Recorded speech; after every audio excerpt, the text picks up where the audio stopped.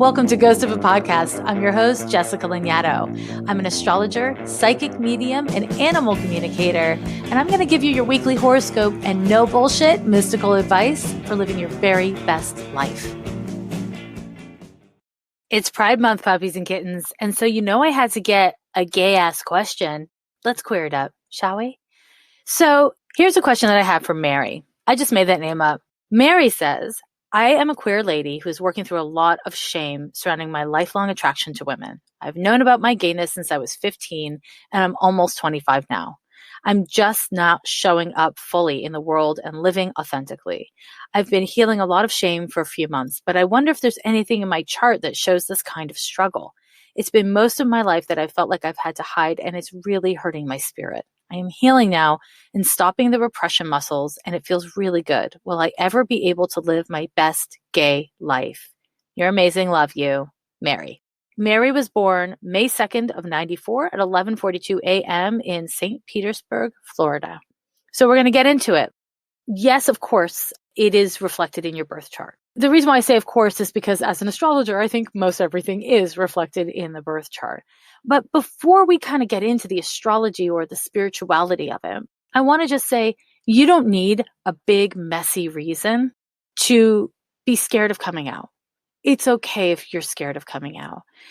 I think something that we don't kind of talk about enough when we talk about the fear of coming out is that when somebody says to the world, I'm gay, I'm queer, what the straight world thinks is about your sex life. Now, if somebody says I'm straight, think about them having sex. It's not the implication there. But for gay people, it isn't the same. For queer people, it isn't the same. There is a sexualization or a neutering that happens from the dominant culture, which is heterosexual and heterotypical, right? I want to just name that because the first thing I noticed when I looked at your birth chart is that you're not comfortable running around with your sexuality all over the place. And that's not bad or good. It's just your nature. And that doesn't mean that you won't have your moments and your places and all those kinds of things. But I think it's really fair to acknowledge that as a culture, we do sexualize people when they say they're trans or when they say they're queer. That is something that I think needs to stop, of course. And the more normalized these conversations about sexuality, gender, where we find ourselves in the spectrum of those things, the more those conversations become normalized, the less straight people will objectify and sexualize and fetishize these things. And it's not just straight people, it's everyone who hasn't accepted themselves who is not necessarily straight. I think it's safe to say most of us, if not all of us, know sexuality exists on a spectrum. And there are people who are 700% straight or 700% gay. But most of us have some sort of exception crushes or fluidity or flexibility with what works for us emotionally and romantically or sexually. And it's really important to acknowledge that when we're talking about sexuality, we are not just talking about the physical act of doing it. We're talking about what makes us feel loved and how we connect romantically and where we feel safe and where we are invested. You might have a sexuality that is really fluid, but because you live in this world, it ends up on a binary. So now let me get into your chart, because when you use the word shame, my dear, the first thing I do is I look for the planet Pluto, because in astrology, Pluto governs the experience of shame.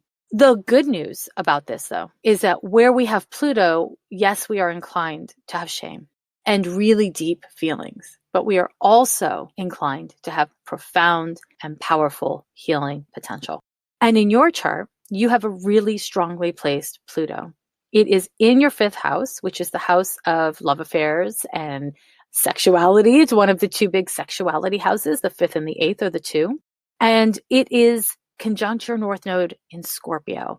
And so I want to say, I am so happy for you that at this young age, you are already doing the healing work of investigating your fears and your feelings and struggling to come out. It doesn't sound like the issue is being honest with yourself about how you feel in your body and in your heart. It's more about whether or not you trust the world with that information. And I think some of this is about when you fully let go, which is another deep concept of Pluto, it's this process of holding back or letting go. When you fully let go, then you're going to have to deal with people. But one of the things that you've come here in this lifetime to work on and to work towards is the embodiment of your sexuality without judgments and without self-destructive abandonment of your boundaries and your needs. This is just like some of your deepest work. And it is easier for you to try to kind of disappear into what you think other people want you to be, or what you think other people prefer of you or think of you. And this is articulated by your Uranus-Neptune conjunction on the descendant and in Capricorn. And what this means is that there can be this way that existing in the world outside of your sexuality feels a lot safer. You're a lot more clear about what the rules and expectations are. I don't know if you have been sexually active yet, or if you've allowed yourself to enjoy sex with people of the same gender, but this is tricky for you. You also have Saturn in the 8th house, and it's squared to Venus. So for you, letting go of control in an intimate setting is really hard. I don't know if there was sexual trauma in your past, or if one of your parents was a survivor of sexual trauma. But I think it's also pretty safe to say living in the world as a female is its own sexual trauma for a lot of us. Now, these particular configurations, Pluto in the 5th, Saturn in the 8th, indicate that your sexuality is deeply private. They indicate that your sexuality is something that is a deep passion within you, but that when you experience deep passions, it scares you. It scares you about who you are and what you'll do. And it makes you feel really out of control. So it's easier to be shut down sexually around people, especially people that you're intimate or close with, than to fully engage the force of your passions. For whatever it's worth, this is not exclusive to queerness by any stretch of the imagination. But because you are queer, it's really easy for you to pin it on gayness. And in a way, as I said at the beginning, when we talk about being queer, a lot of times what straight people are hearing, and if your world is really straight and your lifestyle is really straight, then a lot what you're hearing is just sex. And this isn't just about sex. It's about safety in your body. It's about your belief that you can self-regulate, that you can say, this is fun. Oh, wait, shoot. No, it changed on me. It's not fun anymore. Please stop. And not having to defend, not feeling like you failed someone. Performance anxiety is clearly articulated in your chart. It's a big deal for you, and it's not fun. It's not hot. And so this idea of performing sexually or romantically, or performing your gayness, being gay enough, all this stuff is pressure that is what I would characterize as a total boner killer. And I should specify that I use the term boner to have nothing to do with anatomy. It's just, it's a boner killer. So, my dear, when I look at your chart, I want to give you the good news of this stuff. The past couple of years, your early 20s really, were challenging around these themes. As of the start of 2019, you have really been struggling with who you are and whether or not you're going to let yourself be free, or you're going to tie yourself to the constraints you've been living under. And if you tell me that over the last several months, you've been making progress, I'm so excited to hear that, because this is not an easy time for progress, but it's a very important time for progress. If you're making progress, it means you're working really hard. And this is the thing about your chart. You're really good at disassociating. You're really good at keeping things on the surface. But when you decide to just fuck it, I'm going to get in there and I'm going to work on my shit. I'm going to confront things. I'm going to be brave. You're unstoppable. You really are. Really, you got to get out of your own way. There's very little else. I mean, I don't know, maybe there's a million things in your way. But when I look at your chart, I see that you are incredibly capable, just incredibly capable, but you psych yourself out. It has to be a certain way, or it's hard for you to count it as okay at all, right? And so I want to encourage you to really look at a couple of things. One thing is to cultivate in your mind or in your journal or whatever, cultivate a list of 5 people, ideally queer women, who embody their sexuality in a way that you find really lovely, in a way that is not closeted and maybe is more consistent with how you would want to embody your sexuality, in a way that you really don't feel triggered by, that you feel inspired by. I think that because you have this Saturn square to Venus in the 8th house, you do really well with modeled behavior. And I'm not encouraging you to compare yourself to others, not at all, but instead to have kind of like guides that you look to as archetypes of what is possible. When you compare yourself to others, you inevitably reinforce shame and reinforce fear, which leads to paralysis and self-censure, self-criticism, even self-erasure. What I want to encourage you to do is not reinvent the wheel, to see that there are so many people who've come before you who might be around your age right now, or they might have been around your age in the 70s, doesn't matter. But what I want you to do is to find these people and use them as kind of like archetypes that you can throw on your altar and just be like, okay, that's one way I can do it. This is how it's been done before. And it might soothe you. And honestly, I think a big part of what you need is soothing, because so much is out of your control. Oh my God, so much is out of your control. But what is in your control is how you care for yourself. And my hope is that you continue to do the work that it sounds like you're already doing of caring for yourself actively around your sexuality. What I have experienced as a queer person myself, but also as a person who has counseled countless people who are out of the closet and who are in the closet, is that our sexuality does not exist isolated in our natures. And so when we keep it locked in a room or locked in a closet, all these other parts of ourselves that are attached to our sexuality, to our passions, our embodiment of our whole selves, get trapped in that closet with it. And when we come out, when we are willing or able to embody our truth, our authentic truth, all these parts of our nature that we never realized were locked away, that we never realized were true to us, come out alongside it. The reason to be out, the reason to be free is so much greater than the potential for dating or having good sex or falling in love and having a family. Although those are all great reasons, right? I mean, they're fantastic reasons.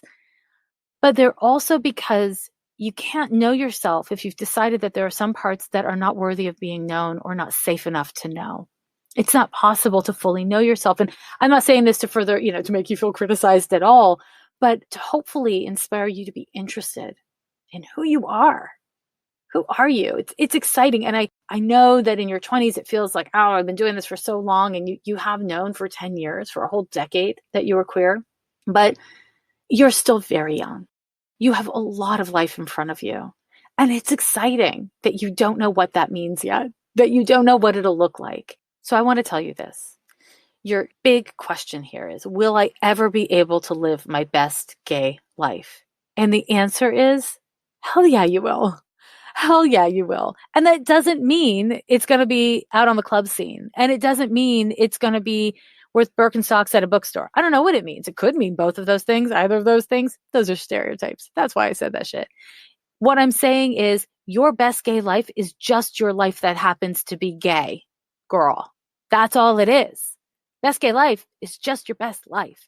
And for many people, their sexuality is the center point of who they are. I mean, if you look on Instagram, you will see the heterosexuals, a big part of their identity is heterosexuality. Proud wife, proud husband.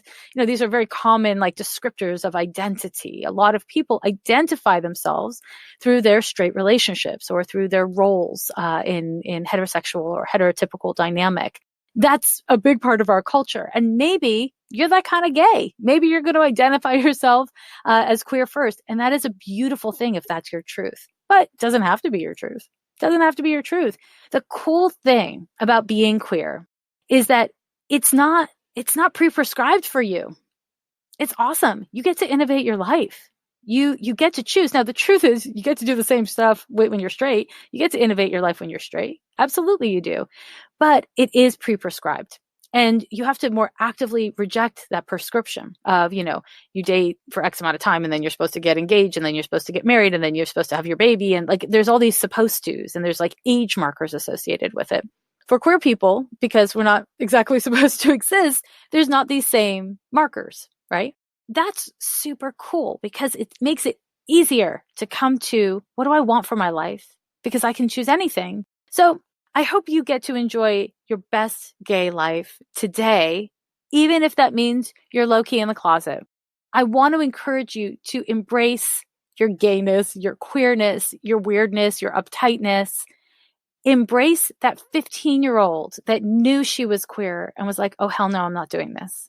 Embrace all of it, because it is through embracing ourselves, not just being like, okay, I guess I'll deal with this, but truly embracing ourselves, that life is worth living.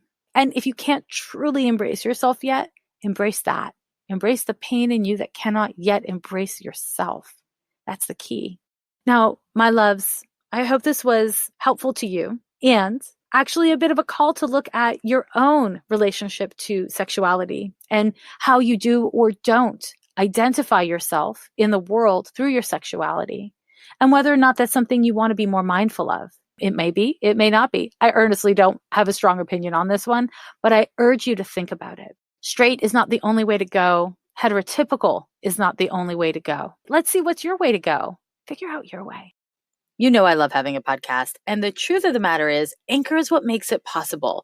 It's free and it's so easy to use. I just record my episode into the podcast app, and it's just right there, and you can edit it from inside, you can edit it outside, and then upload it, and then Anchor does all the heavy lifting from there, and it pushes it to all of the platforms that podcasts are heard on. They even hook you up with ads. I cannot speak highly enough about Anchor. All you need to do is download the Anchor app or go to anchor.fm to get started.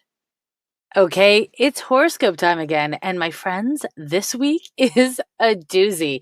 There is so much going on. I should really just jump into it, but I'm not gonna just jump into it. The first thing I want to say is it is a very special day because it is my audio editor's birthday. His name is Anders Howerton, and he is the software engineer behind Tiny Spark, my little beautiful and useful app that I've created and is out there for free on iOS. He also does amazing work taking out all the ums and awkward pauses. So I want to say happy birthday to him, and thank you so much for all of your support on these 51 episodes of Ghost of a Podcast. And in honor of his birthday, I asked him what he would like most. And in true Ghost of a Podcast fashion, what he has asked is, please give your dollars and cents to the Transgender Law Center at transgenderlawcenter.org/donate. And the link will be in the show notes. They do great work. They're a great organization to support. I hope you want to say happy birthday to him in this particular way. What a great way. Put your money into trans rights, my friends. So that said, we are going to go straight into the astrology of the week because, as I warned you, it's a lot. On the 16th of June, we have a Mercury opposition to Saturn, and Mercury will also be trine to Neptune on this day. On this day, we also have a Jupiter square to Neptune. So I'm going to break this into two parts because there's a lot here. The first is Mercury opposite Saturn generally has us in a pretty negative frame of mind. Saturn is depression or depressiveness. It's rules and obligations. And Mercury is your thinking. It's your sense of ease throughout your day. It's your connection with friends. It's communication in general. And so when these two things form an opposition, we tend to feel really stressed. And that can be because we are indulging in scarcity-based thinking, or we feel victimized by our own brain going in that direction. Or it can be that there's actual problems to be dealt with. And because we're looking at an opposition, the way that things need to be dealt with is often interpersonal because oppositions represent energy that gets projected out or kind of needs to be dealt with in relation to others. And so if we're on this day, somebody drops a bomb on you and you don't know what to do with it, my advice is to sit with it. Because Saturn opposite Mercury tends to make us depressive, it tends to make us negative, you're not in the right frame of mind around now to really sort through information objectively. Similarly, if you're feeling overwhelmed with negativity about a person or a situation, this is not a great time to drop a bomb on someone else. Wait 48 hours, my friends. I just say 48 hours. Honestly, I should say 48 hours, but that coincides with the full moon. So also could be messy. So just make sure, I guess, if you're going to say something, it's coming from emotional clarity instead of feeling overwhelmed by unpleasant emotions and trying to project them out or fix them by rationalizing them. Now, because Mercury will be forming a trine to Neptune at the same time, there's a greater indication of the potential for empathy, for being gentle with yourself, or being willing or able to see other people's perspectives and consider multiple versions of what might be happening. That's a really lovely thing. Now, Neptune sometimes can be associated with martyrism or anxiety or idealizing situations and people. Now, because it's a trine and not a harder aspect, I don't really think that that's what we need to worry about, but it's worth mentioning simply because of the heavy energy that Saturn provokes. It doesn't always bring out the best in Neptune. These transits are occurring, it's exact on the 16th. You're going to feel it day before, day after. And then there's this larger transit. And this larger transit is of Jupiter square to Neptune. Jupiter and Neptune are both, they're very different planets, but they have great similarities in that they govern over spirituality and religiousness.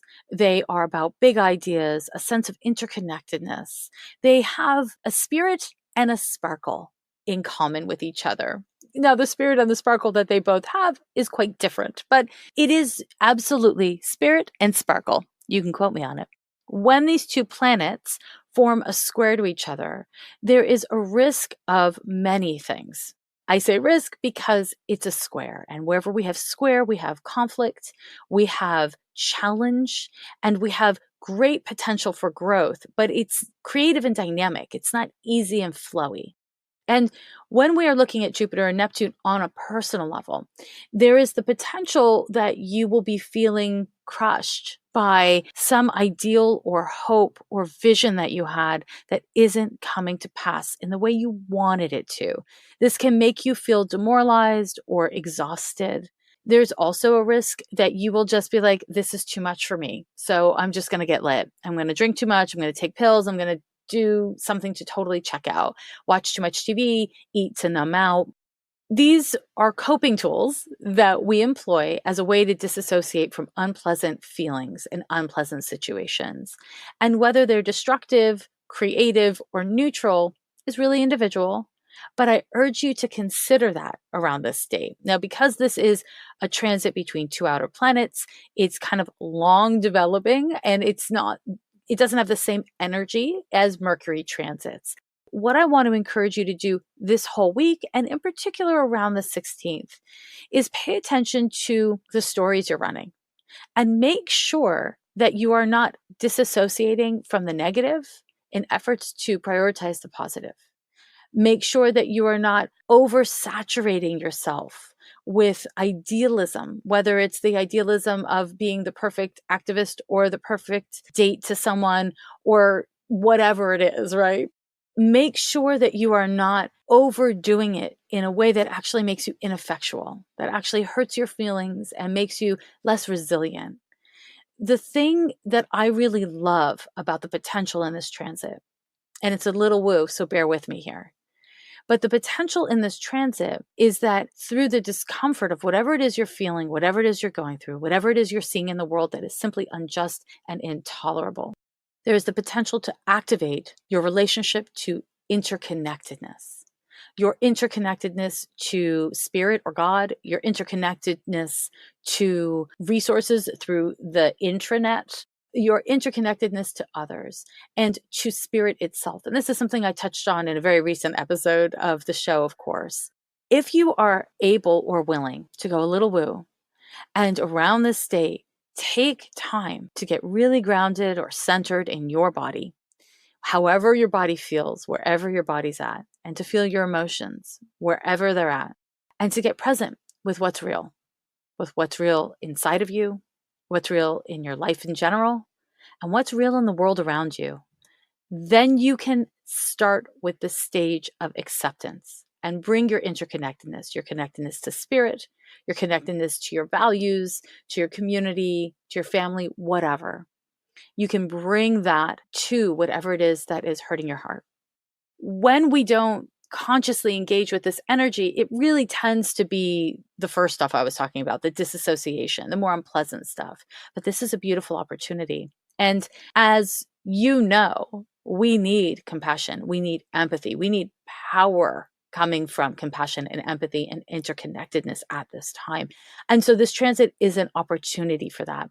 If you can this week, and this will be hard because of the shit that's coming up, which I haven't gotten to yet, but if you can this week, really catch yourself casting judgment on others or yourself, being a dick, whether it's in your thoughts or in your actions to others or yourself, and justifying it. And I'm not saying that you should or shouldn't have critical thoughts or you should or shouldn't act in negative ways, right? Or like angry ways or whatever. But I want to encourage you to be present for it. Because when we act out, whether it's in anger or passion or criticism or whatever it is, and we do it in a way where we're not present, that's when we do things that aren't in accord with our spirit. But if you do it from a present place, when you are present for your own conduct, your own thoughts, feelings, actions, then it is much easier for you to be in alignment with what you're doing. Or you will feel like garbage. And when you feel like garbage, you can be like, oh, that is something inside of me telling me that I am pointing myself in the wrong direction. So check in with that stuff, okay? Nothing's going to make you, but I really do believe it's an investment in your long-term wellness. And that, my friends, brings us to the full moon at 26 degrees of Sagittarius at 1:31 a.m. Pacific time. Now, every single time I talk about full moons or new moons, I get messages from people being like, well, what's my time zone? Just know that I'm giving you the exact time from California, USA, and you just do your time difference. And that might mean, depending on where you are in the world, that it's on a different day. Just make the adjustment, okay? This full moon at 26 degrees of Sagittarius on the 17th is happening kind of sandwiched in this heavy astrology week. Full moons happen when the sun and moon are perfectly opposite each other. And they are a time where we are meant to let go. And we are meant to let go so much so that things come to the surface. Things get more emo and more intense, right? So full moons are always meaningful because they're an opportunity for release. Before the release can occur, there's an opportunity for us to become more present for whatever it is that is real and true for us. That's kind of cool. Not usually super pleasant, but kind of cool. On this particular full moon, I really want to challenge you. Again, you know, the transit that I just mentioned is in this full moon chart. I really want to challenge you to be present for what's real, to not even bother trying to repress your feelings or expect others to repress their feelings, even if this means drama in your life. Because the reality is this is a terrible time to pretend something is okay when it's not, to pretend that you don't care when you do. It's just a terrible time for it. This is an excellent time for you to strive to check your motivations and align yourself with what is true. Sagittarius is it's the archer. It's a sign deeply preoccupied with the truth and the pursuit of truth, not the single destination of truth. I don't know if you've ever seen that Sagittarius glyph. It's like, you know, the centaur. It's got animal legs running with a archer's bow. It's about forward momentum. It's not about sitting and chilling. So I urge you to channel that energy, seeking the truth. And that might mean spending time with your dear diary, or that might mean having challenging conversations with people. It doesn't have to look any one way. It really just depends on who you are and where you are, what you're struggling with. It might mean going through a Google, or if you're more like me, a DuckDuckGo K-hole and researching the hell out of something to really learn about something, to unpack a thing. Whatever it is, do it. This full moon is a call to action. It's simply a call to action. I urge you to rise to that call because we are in really intense times. Oh my God, there's so much happening with the environment, with governments, with the oppression of people. I want every week to talk about all the things, but I am not equipped because there are so many. It is so crushing and heartbreaking to be present and to pay attention to what is happening in the world. I want to urge you to stay compassionate to the feelings you're having towards yourself and stay compassionate to others, to not shut down your personal development and your personal abundance and thriving, whatever that means for you, any more than you shut down your willingness to be here for the really rough stuff that is happening within humanity. Wholeness is not just about being in the light. It's about having the capacity to be with the shadow. And that is really beautiful. It's not easy. It's not chill, but not everything should be chill or easy. It's power, and it's healing, and it's justice. So I urge you to pursue these things, my friends. And if you thought that was it, I say, oh no, I'm so sorry. We're still going. Okay, so on the 18th, we have an exact Mercury conjunction to Mars in Cancer. This is an annoying transit, TBH. It just is. Mars is agitation and impatience, and Mercury again is your mind. So people tend to be irritated, a little accident prone, not as much in the way of like a Uranus transit will often make us accident prone as well. Mars accident prone stuff is really just like, I'm agitated, I'm not paying attention to my body, and then I bump into something. Wear your helmet, be smart, be safe around this date. But more likely than anything else, you're just going to feel impatient and irritated. My advice to you is to be interested in your thoughts instead of to act like you got a spider on you and you need to shake it off. I don't know. Maybe that's not how you act when you have a spider on you. That is how I act. Do not just shake off your thoughts that are unpleasant. There's something to be learned about how you experience and express anger. Be here for it. Anger is not bad. Be interested in it. Be interested in what you're passionate about. Be interested in what others are passionate about. There's a risk that your tone of voice will be shitty or somebody else's tone of voice will be shitty and you will respond to that. If somebody's talking to you in a shitty tone of voice, it might be because they're shitty. It might be because of you, but it could be because they had a fight with their mom an hour ago, or they stubbed their toe, or somebody was rude to them getting coffee. You don't know. So if you respond impulsively to somebody else's energy or tone, then you're just going to get into stupid battles. This transit can bring up ego battles. And if you think that's enough, oh no, it is not, because there's so much more. We have a big Saturn sextile to Neptune, which I'll get to in a minute. But on the 19th, we have that Mars-Mercury conjunction forming an opposition to Pluto and Capricorn. Nobody wants to hear that, honestly. You might not know that you don't want to hear that, but I'm telling you, you don't want to hear that. With this particular transit, I urge you to look at the news. I urge you to look at the news to see what angry men with weak egos do. Because my guess, they will do something impulsively and they will do something aggressively, and it'll make news.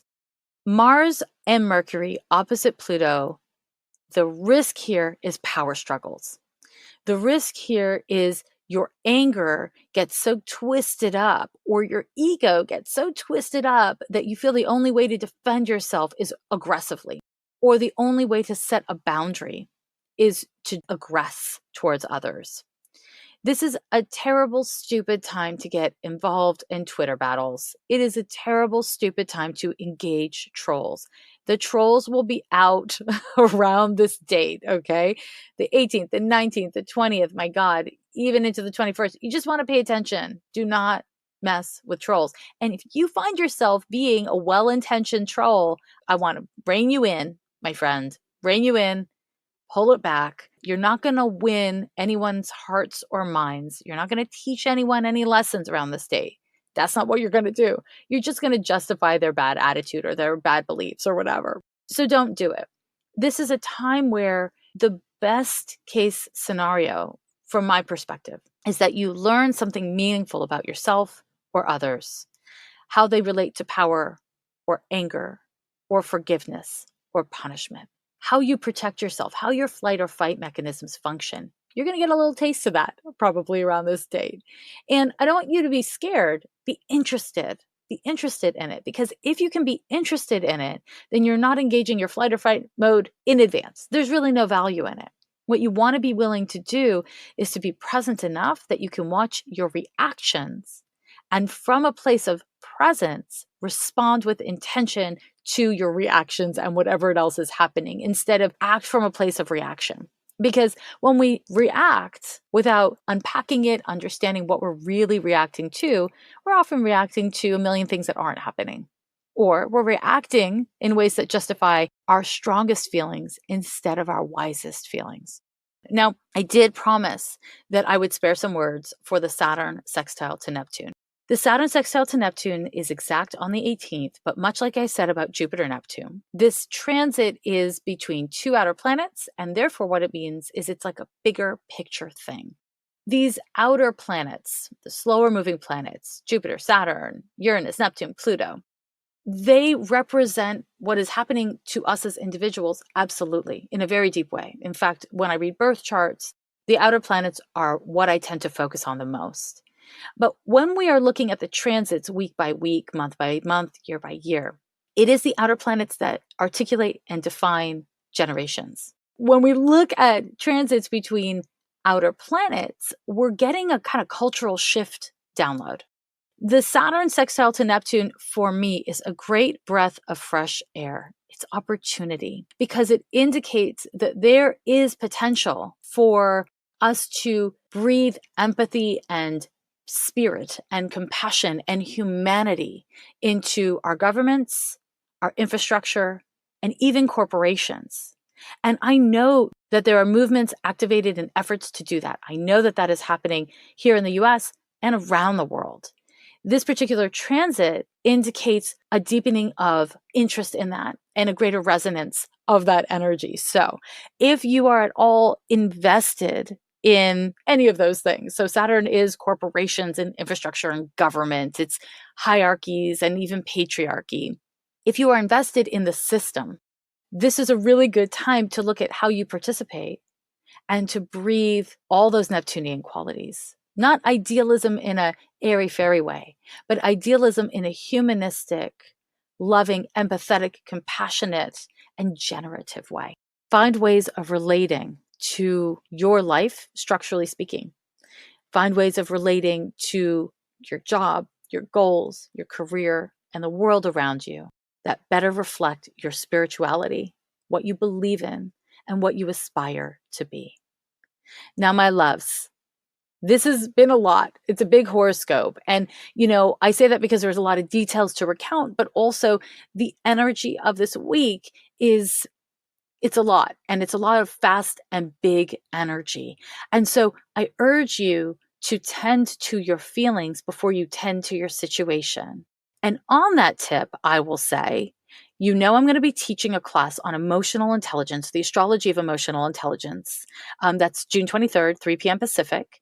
And I want to say a couple more words about it, simply because I am really passionate about finding a way to be emotionally present through difficult situations. I am passionate about finding a way to be emotionally present through wonderful situations, because my experience is that people disassociate through both. And in this talk, I hope to give you real tools for doing that. And as I've mentioned on the show before, it's my first live webinar. If you can't make it live, it's no problem, because you get to download it and keep it and listen to it 7 million times. So you can sign up on my website under the events page. You can go to Fresh Voices in Astrology, go there. You can also use the link in the show notes of this here episode. And I hope you will join me there. As always, if you'd like to support this podcast, you can do so on Patreon. You can also support it by doing things like subscribing and starring. And if the platform you listen to this podcast on allows for reviews, sending me your most loving or fun review. I love them all, as you know I do. And again, if you're feeling it, if you're loving the fact that you heard very few ums and you didn't hear me stub my toe or anything embarrassing like that, then send happy birthday thanks to Anders. And do that by donating your ducats and dollars to the transgenderlawcenter.org/donate. Thank you, my lovers. Come back next week. Be kind to yourself and others. Every year they say the end is near, but we're still here. Yeah, we're still here.